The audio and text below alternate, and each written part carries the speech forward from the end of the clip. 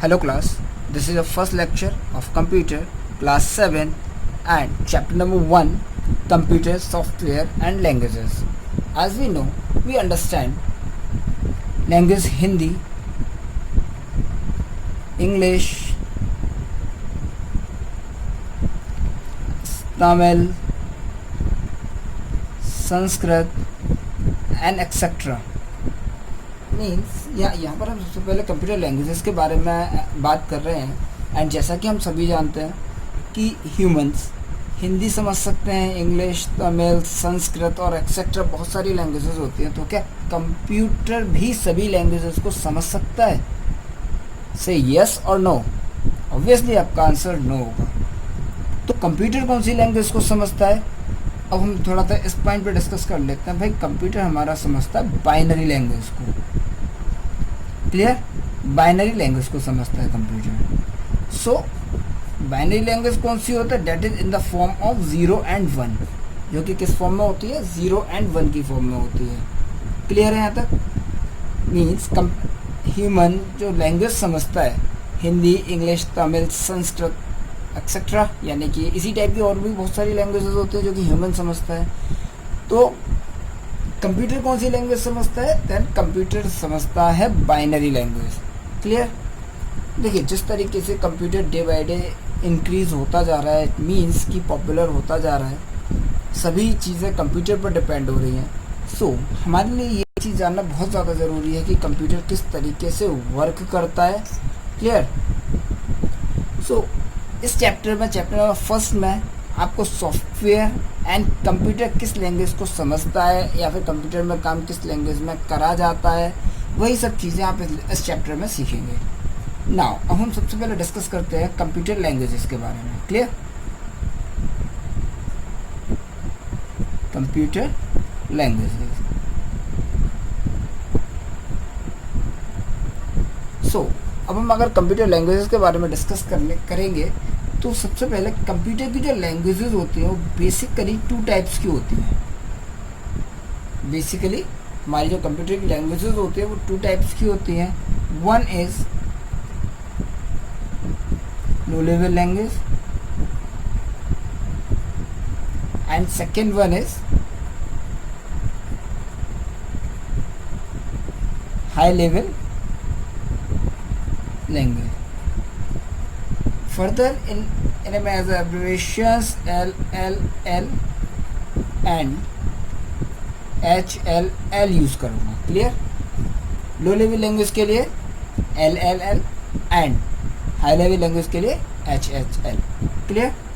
Now low level language is further classified into 2 सब categories, that's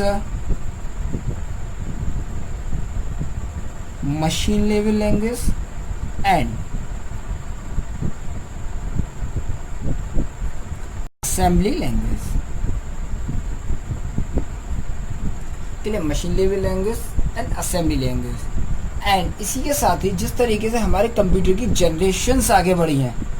clear? अब आप जानते हैं टोटल जनरेशन जो एट प्रेजेंट अभी तक की कंप्यूटर की है, तो अगर हम जनरेशन के बारे में बात करें तो जनरेशन जो है हमारी कंप्यूटर की 5 जनरेशन्स हैं। यानी कंप्यूटर का complete structure up to at present 5 generations में डिवाइडेड है। इसमें से जो आपकी 5th जनरेशन है वो अभी रनिंग और फ्यूचर के लिए, यानी जो प्रेजेंट में and up to the future के लिए चलेगी। क्लियर है? क्योंकि जो 5th जनरेशन है इसके अंदर जो टेक्नोलॉजी का एट प्रेजेंट यूज़ चल रहा है, जो कि अभी भी प्रैक्टिकल ही चल रहा है, अभी भी उसका प्रैक्टिकल चल रहा है, वो है AI, that is artificial intelligence. यानी कि आप इसका एक एग्जांपल ले सकते हैं। इसका एक बेस्ट एग्जांपल है, आप लोगों ने एक मूवी देखी होगी, that's a robot and robot 2.0। तो वो आपका AI का एग्जांपल है, आर्टिफिशियल इंटेलिजेंस का एग्जांपल है। चलिए हम इसमें बात करेंगे आगे। नाउ यहाँ पर हम लैंग्वेजेस जनरेशन के अकॉर्डिंग किस तरीके से डिवाइड होते हैं हम उसको देख लेते हैं। तो जिस तरीके से फर्स्ट जनरेशन में वैक्यूम ट्यूब्स यूज होते थे, जैसे कि कंप्यूटर की स्टार्टिंग भी माना जाता है कि सबसे पहली जनरेशन्स के कंप्यूटर कैसे थे। तो उस पॉइंट पर जो हमारी लैंग्वेज स्टार्ट हुई थी, that is the machine level language पर वर्क किया जाता था। क्लियर? अभी हम और फर्दर इनके बारे में डिटेल में जानेंगे। तो ये आती है हमारी फर्स्ट जनरेशन में। क्लियर ना। अगर हम सेकंड जनरेशन की बात करें तो हमारा कॉन्सेप्ट आ जाता है असेंबली लैंग्वेज का।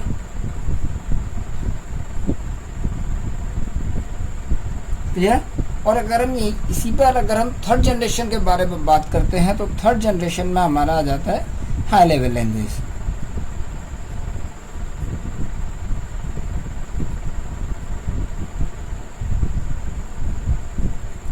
तो अभी हम सबसे पहले इन तीनों के बारे में सबसे पहले समझ लेते हैं, about the machine level language, assembly language and high level language. Clear. Then first अगर हम कंप्यूटर की बात करें तो कंप्यूटर हमारा किस लैंग्वेज को समझता है?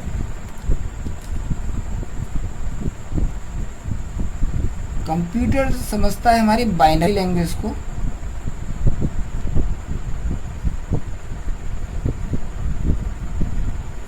क्लियर। कंप्यूटर समझता है बाइनरी लैंग्वेज को, एंड बाइनरी लैंग्वेज किस फॉर्म में होती है? That is in the form of 0 and 1, जो कि हमारी लैंग्वेज 0 and 1 की फॉर्म में होती है। क्लियर है। सो अब आप लोगों ने इससे पहले क्लासेस में एक आईपीओ साइकिल के बारे में पढ़ा होगा। आईपीओ साइकिल में क्या होता है? Input, then process, then output. Computer को एक इनपुट दिया गया है, कंप्यूटर ने उस इनपुट को प्रोसेस किया, प्रोसेस करने के बाद उसका एक आउटपुट जनरेट किया जिसे कि आप बोलते हैं रिजल्ट। क्लियर। जिसे कि बोला जाता है रिजल्ट। अब क्या आप कंप्यूटर को जो इनपुट देते हैं क्या वो बाइनरी में होता है?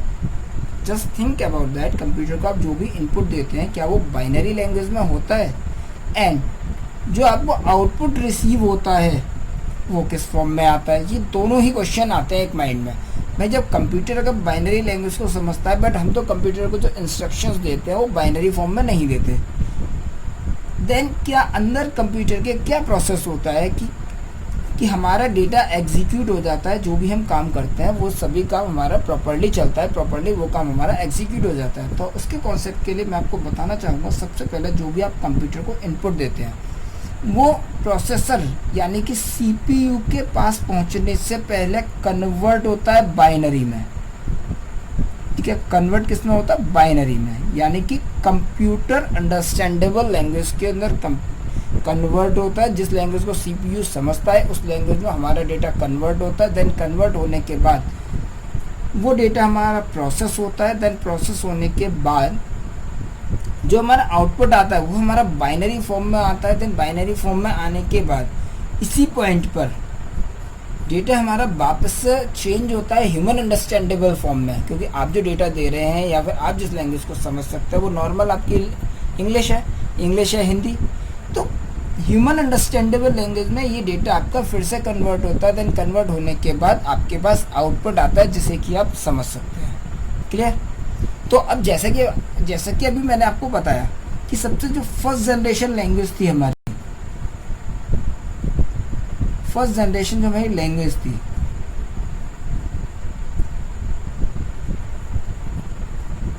That is a machine language.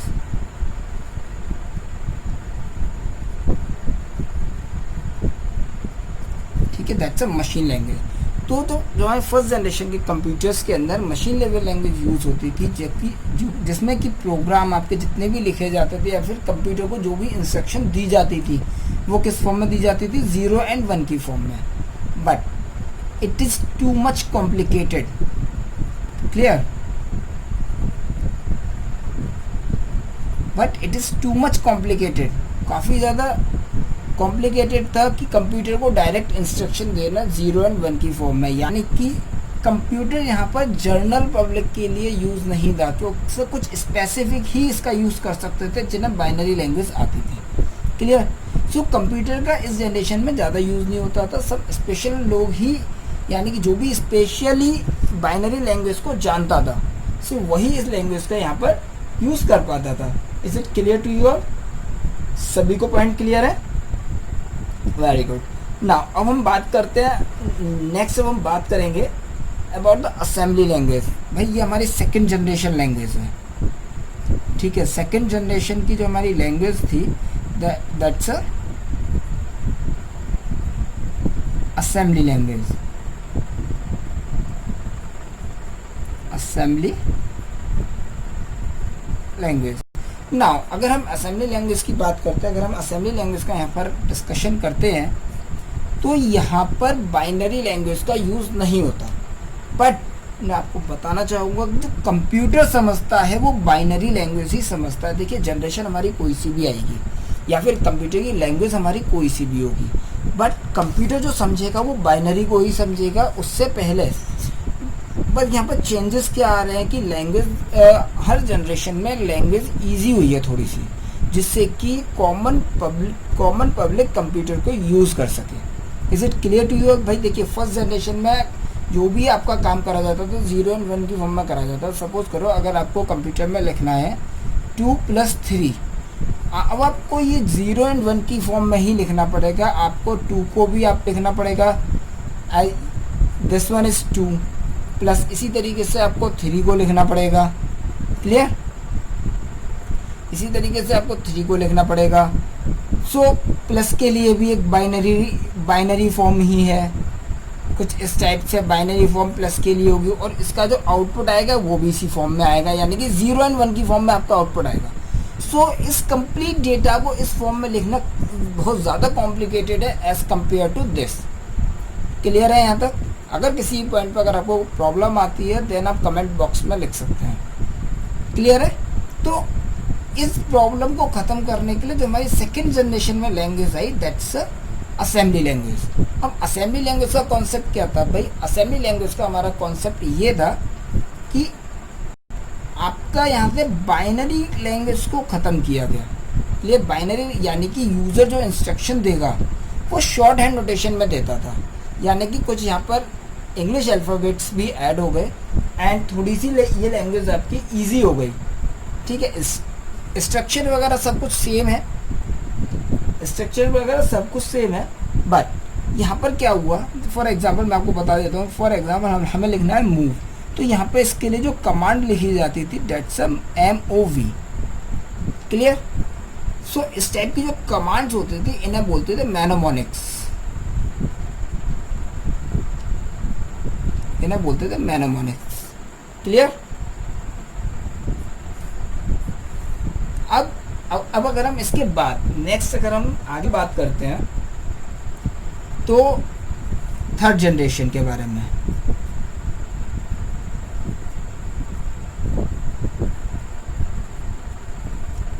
Third generation language. Clear? मैंने आपको पहले ही एक पॉइंट और मैं आपको यहाँ पे बता चुका हूँ कि कंप्यूटर समझता है 0 और 1 को ही ओनली। क्लियर है?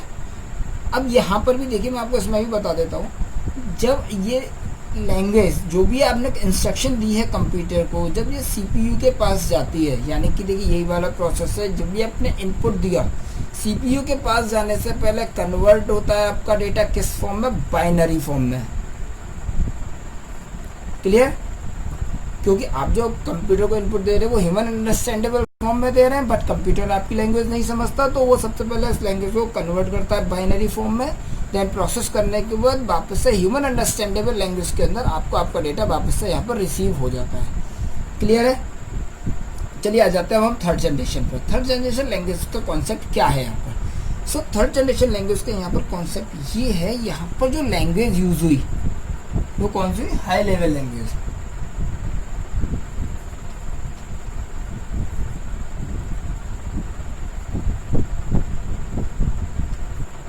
यहाँ पर जो हमारी कंप्यूटर की लैंग्वेज जो हमारी यहाँ पर यूज हुई है that's a high level language. Clear?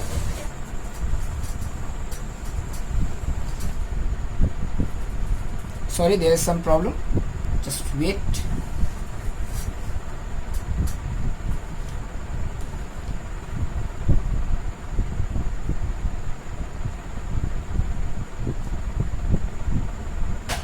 Just wait for minute.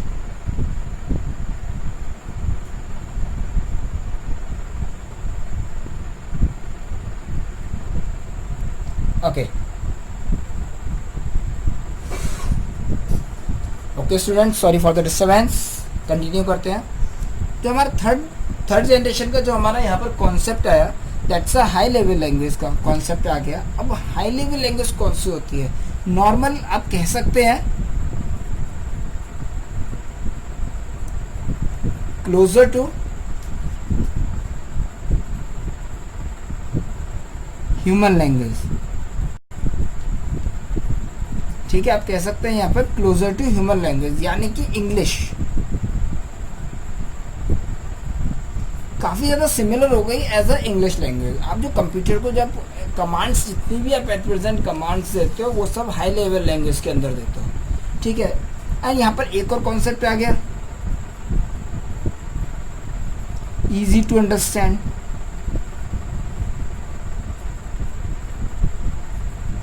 Easy to understand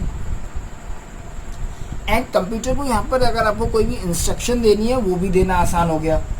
तो यहाँ पर ये सब चेंजेस आए, क्लियर। एंड इसके अगर हम एग्जांपल की बात करें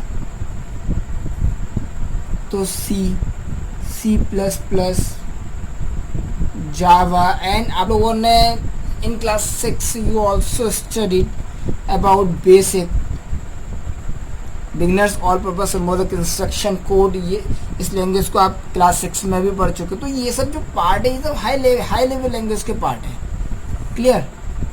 ये सब पार्ट है, ये सब हाई लेवल लैंग्वेज के एग्जाम्पल्स है, सॉरी पार्ट नहीं, ये सब एग्जाम्पल्स है हाई लेवल लैंग्वेज को। तो इसी तरीके से हमारी और भी लैंग्वेजेस होती हैं and these languages are used for designing softwares. ये जो लैंग्वेजेस यूज होती हैं ये यूज होती हैं सॉफ्टवेयर्स को डिजाइन करने के लिए, क्लियर है यहाँ तक। ये जो लैंग्वेजेस है हमारी, ये लैंग्वेजेस यूज होती हैं सॉफ्टवेयर्स को डिजाइन करने के लिए। एंड हाई लेवल लैंग्वेज का यूज भी यही होता है कि to develop softwares, to develop softwares. अभी ये सब चीज़ें आपको आगे और ज़्यादा अच्छी तरह समझ में आ जाएंगी। अभी स्टेप बाय स्टेप हम चलते जाते हैं एंड जब हम सॉफ्टवेयर का कॉन्सेप्ट लेंगे तो सॉफ्टवेयर के कॉन्सेप्ट में आपको ये चीज़ें और अच्छी तरह समझ में आ जाएंगी, क्लियर। एट प्रेजेंट देखिए जो भी आपके सॉफ्टवेयर्स बनते हैं वो सब इन्हीं सब प्रोग्रामिंग लैंग्वेजेस में लिखे जाते हैं। और सॉफ्टवेयर्स क्या होते हैं? सॉफ्टवेयर्स आप लोगों ने पहले भी पढ़ा है, software is a set of program. Software क्या होता है? सेट ऑफ प्रोग्राम्स होते हैं और वो जो प्रोग्राम्स कहाँ पर लिखे जाते हैं वो इन्हीं सब लैंग्वेजेस में लिखे जाते हैं।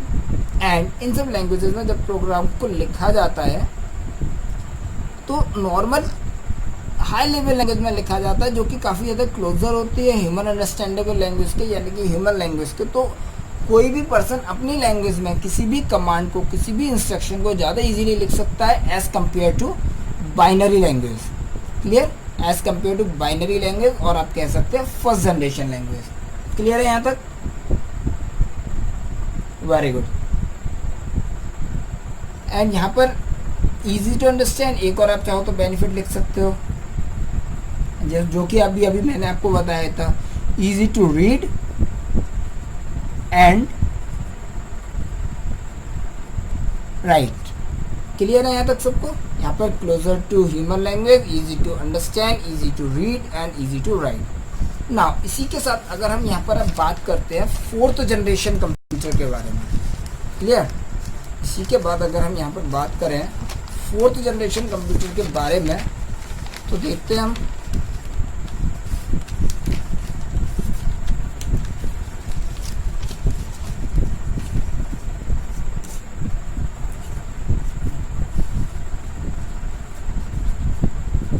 Okay set. ओके अगर हम बात करें यहाँ पे फोर्थ जनरेशन,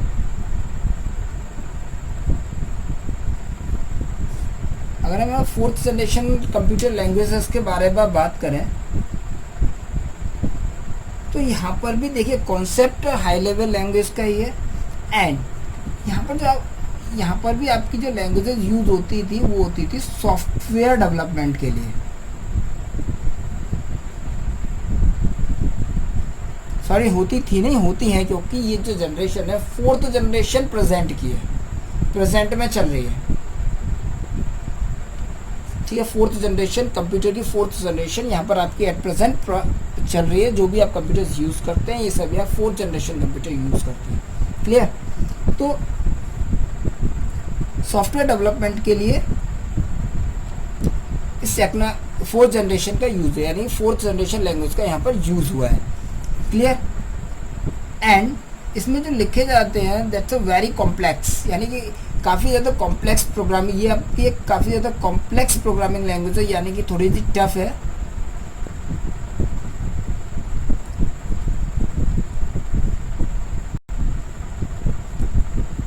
प्रोग्रामिंग लैंग्वेज।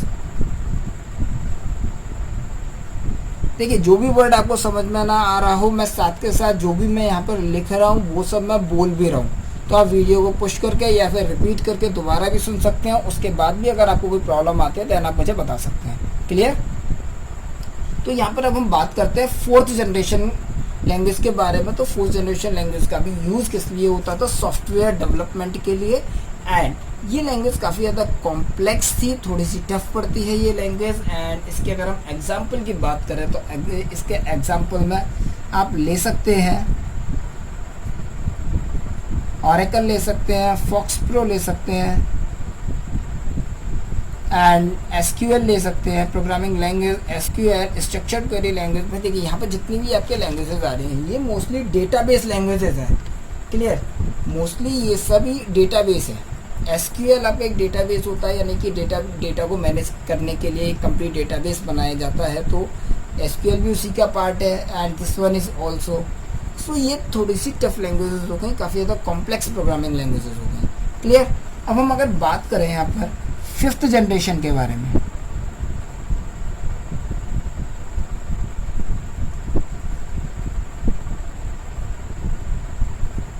अगर हम यहाँ पर बात करते हैं फिफ्थ जनरेशन प्रोग्रामिंग लैंग्वेज के बारे में, then fifth generation programming languages के अंदर हमारा जो कॉन्सेप्ट आता है दैट्स आर्टिफिशियल इंटेलिजेंस, जो कि मैंने अभी आपको बताया था। क्लियर। जो कि अभी आपको यहाँ पर बताया गया था, दैट्स आर्टिफिशियल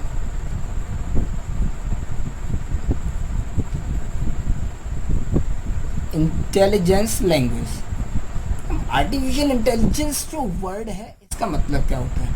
आर्टिफिशियल का मतलब आप जानते हैं, एंड इंटेलिजेंस का मतलब भी आपको पता है। सो आर्टिफिशियल इंटेलिजेंस का मतलब ये एक आर्टिफिशियल तरीके से मशीन को इंटेलिजेंट बनाना। मैंने भी आपको इसका एग्जांपल बताया था, रोबोट मूवी के बारे में बताया था, रोबोट 2.0 के बारे में भी मैंने आपको बताया था। देन उस मूवी में क्या था, एक रोबोट था जो कि सेल्फ डिसीजन ले रहा था, सेल्फ थिंकिंग थी उसकी, वो खुद ही सोच रहा था, खुद ही अपने डिसीजन ले रहा था। उसको इस तरीके से बनाया गया था कि वो सेल्फ थिंकिंग कर रहा था। क्लियर। यानी कि उसको आपने एक बार प्रोग्राम कर दिया, देन प्रोग्राम करने के बाद आपने उसको रिलीज़ कर दिया, यानी कि छोड़ दिया, तो वो अपने डिसीजन खुद लेता था, खुद सोच सकता था लाइक ह्यूमंस। क्लियर। यानी कि आप कह सकते हैं perform task like humans, humans की तरह वो नॉर्मली सोच सकता था। क्लियर। तो यही कॉन्सेप्ट था आर्टिफिशियल इंटेलिजेंस का। एंड अब इस एग्जाम्पल से और आप अच्छी तरह समझ गए होंगे कि एक मशीन को आर्टिफिशियल तरीके से इंटेलिजेंट बनाने का काम था इसका। बट ये language at present experimental level पर चल रही है। इन द रियल सिनेरियो में अगर हम इसकी बात करें तो ये एक्सपेरिमेंटल सिनेरियो पर चल रही है एट प्रेजेंट।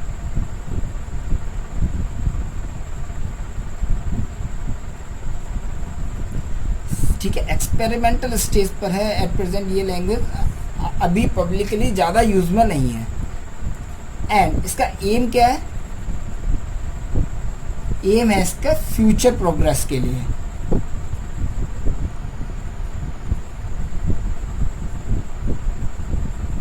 लिए फिफ्थ जनरेशन के बारे में समझ में आ गया, आर्टिफिशियल इंटेलिजेंस के बारे में समझ में आ गया। जो आर्टिफिशियल इंटेलिजेंस प्रोग्रामिंग लैंग्वेज है ये at present practically experimental stage पर है फ्यूचर के लिए। ठीक है, अगर ये एक्सपेरिमेंट सक्सेस हो जाता है तो रोबोट और ज़्यादा हो जाएंगे एंड जो कि अपनी सेल्फ डिसीजन पावर रखते होंगे। Clear. Like as a human के अंदर भाई अपनी सेल्फ डिसीजन मेकिंग पावर होती है, सो इसी तरीके से इनके अंदर भी सेल्फ डिसीजन पावर होगी। सो इसके अगर हम एग्जाम्पल की बात करें तो हम ले सकते हैं यहाँ पर Mercury and OPS5 and Prolog, PROLOG and Prolog. Clear है यहाँ तक? चलिए आगे बढ़ते हैं। अभी तक ये हमारी बात हुई लैंग्वेजेस के बारे में, एंड मैंने आपको आई थिंक लैंग्वेजेस के बारे में सभी कुछ बता दिया है। इसके अलावा आप अपनी बुक के अंदर भी पढ़ लीजिएगा। अगर वहाँ पर कोई भी इश्यू आता है, कोई भी प्रॉब्लम आती है, देन आप मुझे मैसेज कर सकते हैं on my personal chat box, तो वहाँ पर भी मैं आपको कंप्लीट आपका रिप्लाई दूंगा। Is it clear to you all? And जहाँ तक मैं समझता हूँ यहाँ पर सभी को सब कुछ क्लियरली समझ में आ रहा होगा, एंड यहाँ पर लैंग्वेज भी आपको कम्प्लीटली आ रही है, ठीक है। एंड नाउ अब हम आगे की बात करें। अब हमारा जो कॉन्सेप्ट यहाँ पर स्टार्ट होता है, that's a software. Clear?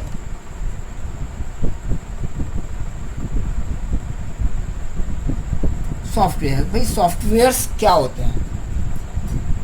Softwares इस जस्ट अभी भी मैंने आपको इससे पहले भी बताया था। What are the software? Softwares are the set of programs. Softwares क्या होता है? Softwares are the set of program. Software कुछ हमारे प्रोग्राम्स होते हैं। प्रोग्राम्स के लिए आप बोल सकते हैं यहाँ पर सेट ऑफ इंस्ट्रक्शंस। प्रोग्राम्स के लिए आप यहाँ पर बोल सकते हैं सेट ऑफ इंस्ट्रक्शंस, यानी कि हमारे कुछ इंस्ट्रक्शन के सेट जिन्हें कि हम प्रोग्राम्स बोलते हैं। एंड इनका रोल क्या होता है? इनका रोल होता है कंप्यूटर को इंस्ट्रक्शन देना। यानी हम जो भी इंस्ट्रक्शन देते हैं वो एक सॉफ्टवेयर के थ्रू देते हैं। सॉफ्टवेयर के थ्रू जब हम इंस्ट्रक्शन देते हैं तो वो इंस्ट्रक्शन हमारे CPU के पास चली जाती है। देन CPU फिर उस इंस्ट्रक्शन को एग्जीक्यूट करता है। क्लियर है? तो हम यहाँ पे एक सेंटेंस लिख सकते हैं प्रोग्रामिंग सॉफ्टवेयर्स के बारे में, which instruct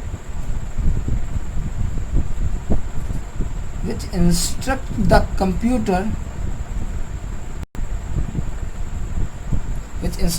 computer how, when and what to do। यानी कि सॉफ्टवेयर क्या होता है? जो कि कंप्यूटर को इंस्ट्रक्शन देते हैं क्या, कैसे और क्या करना है, कब कैसे और क्या कंप्यूटर को टास्क परफॉर्म करना है। क्लियर है? तो सॉफ्टवेयर की डेफिनेशन के लिए भी हम लिख सकते हैं software are the set of programs which are designed to perform some specific task। Is it clear to you all? Okay. ना अगर हम यहाँ पर सॉफ्टवेयर की क्लासिफिकेशन के बारे में बात करें तो बेसिकली जो हमारे सॉफ्टवेयर्स होते हैं वो 2 पार्ट्स में डिवाइडेड होते हैं। बेसिकली जो हमारे सॉफ्टवेयर्स होते हैं वो 2 पार्ट्स में डिवाइडेड होते हैं, जिसके अंदर हमारा फर्स्ट पार्ट आता है system software and another one application software. Clear है? System software, application software. And application software are further classified into 2 subcategories. Now first one is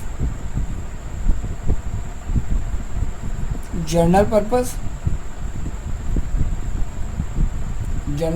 computers, and second one is customized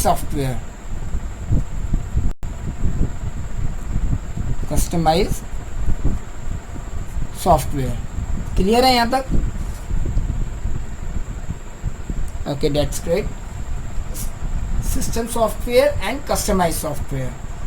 ना अगर हम यहाँ पर system software के बारे में बात करें, सिस्टम सॉफ्टवेयर का रोल क्या होता है? System software are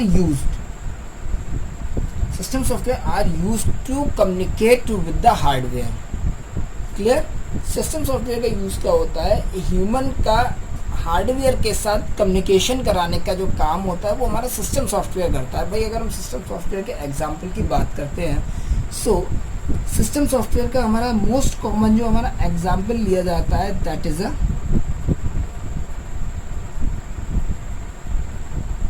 operating system. Clear? Operating system हमारा सिस्टम सॉफ्टवेयर का मोस्ट कॉमन एग्जांपल लिया जाता है। ऑपरेटिंग सिस्टम का एग्जांपल में ले सकते हैं विंडोज,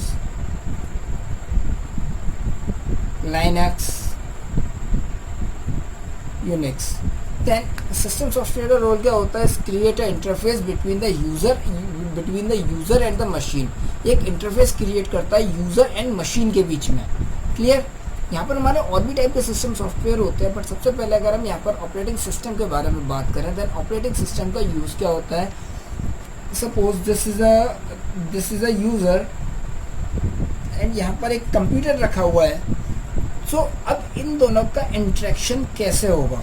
जब तक कोई इंटरफेस नहीं होगा तो ये दोनों ह्यूमन आप कंप्यूटर के साथ इंटरेक्ट कैसे करेंगे? पॉइंट आ रहा है समझ में? तो ये जो यहाँ पर एक प्लेटफॉर्म क्रिएट करा जाता है वो करा जाता है with the help of operating system.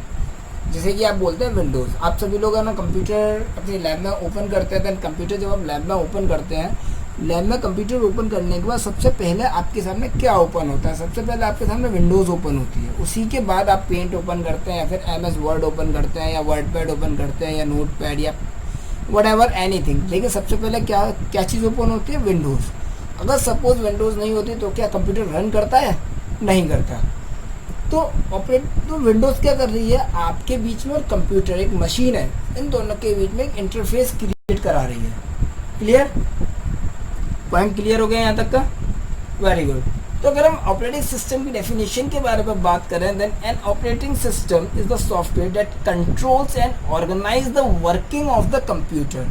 Point समझ में आ रहा है? कंट्रोल, सभी वर्किंग को कंट्रोल करने का काम, एंड ऑर्गेनाइज। क्लियर है? कंट्रोल एंड ऑर्गेनाइज करने का काम यहाँ पर किसका होता है? दैट्स अ सिस्टम सॉफ्टवेयर का यहाँ पर ये टोटली वर्क होता है। क्लियर? एग्जाम्पल मैं आपको बता चुका हूँ। एग्जाम्पल मैं आपको ऑलरेडी बता चुका हूँ, राइट? चलिए अब हम आगे बढ़ते हैं। अगर हम इसी के अंदर आगे बढ़ें तो आते हैं हम डिवाइस ड्राइवर्स पर। सेकंड हमारा होता है जो सिस्टम सॉफ्टवेयर का ही पार्ट है, डिवाइस ड्राइवर।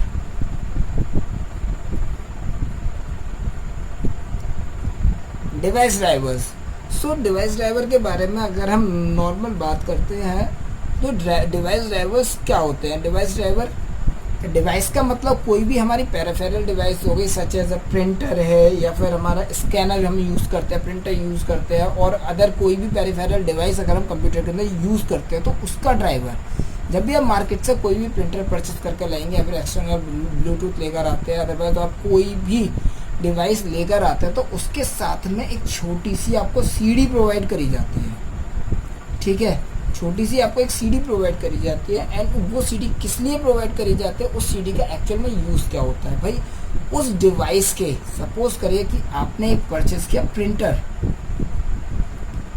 ठीक है? आपने एक परचेस किया प्रिंटर, तो प्रिंटर का जो ड्राइवर होगा वो CD में होगा। आपको उस CD को इंस्टॉल करना है। अब देखिए यहाँ पर भी क्या हो रहा है, आपने सिंपली प्रिंटर को अपने कंप्यूटर के अंदर प्लग इन कर दिया, बट आपका प्रिंटर वर्क नहीं करेगा क्योंकि अभी तक एक इंटरफेस क्रिएट नहीं हो। तो यहाँ पे डिवाइस ड्राइवर जो आपको CD में दिया जा रहा है, तो उस डिवाइस ड्राइवर का यहाँ पर रोल क्या हो रहा है? वो आपके सिस्टम में इंस्टॉल हो जाएगा। देन इंस्टॉल होने के बाद आपका कंप्यूटर इस प्रिंटर को आइडेंटिफाई कर लेगा, फिर आपकी इंस्ट्रक्शन को ये प्रिंटर भी फॉलो करेगा। अगर आपने कोई भी प्रिंट कमांड दी है, देन ये प्रिंट कमांड को एग्जीक्यूट करेगा एंड आपको प्रिंट आउट देगा। इसी तरीके से अगर मैं आपको बताना चाहूँगा, देन डिवाइस ड्राइवर्स आपको printers, speakers, hard disk, CD, DVD, digital cameras, image scanners, तो ये सभी के लिए डिवाइस ड्राइवर सिस्टम में इंस्टॉल करे जाते हैं। भाई विंडोज़ के साथ कुछ ऑलरेडी इंस्टॉल्ड पैकेजेस आते हैं, एंड जो भी आप अलग से डिवाइस लगाते हैं उसके लिए आपको अलग से डिवाइस ड्राइवर कंप्यूटर सिस्टम के अंदर इंस्टॉल करना होता है। क्लियर? सो क्लास आज की आज के इस लेक्चर में इतना ही। नेक्स्ट लेक्चर में हम डिस्कस करने वाले हैं utility programs and language processor